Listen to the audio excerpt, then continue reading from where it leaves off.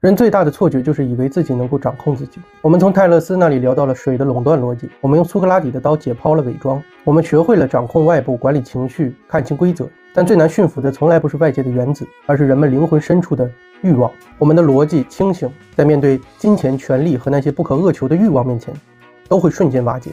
古希腊的千年理性自救有一个前提，那就是理性是可以自救的。但当410年西哥特人攻陷了永恒之城罗马时，这不仅是军事上的失败，这是近千年理性秩序的彻底破产。而奥古斯丁亲身经历了这一切，他意识到当地上之城被烈火焚烧时，人们对自身意志的信仰也随之崩溃了。为了回应这种绝望，他写出了上帝之城。他宣布地上之城罗马帝国的崩塌是必然的，而人们真正应该在乎的是那座永恒的上帝之城。苏格拉底说知识是美德，斯多葛学派说理性可自律。那为什么我明知道熬夜有害身体健康，却依然放不下手机？为什么我知道这笔钱不该花，但是我还是点了支付？他们都无法回答人为什么会明知故犯。奥古斯丁最后给人们的答案是，人的困境不是认知缺陷，而是意志缺陷。他将意志残缺的原因定性为原罪，也叫罪论。他说自人们诞生开始，人们的理性就带着一个无法擦除的逻辑病毒，人类的欲望被锁死了。他说这不是知识的不足，而是意志的无能。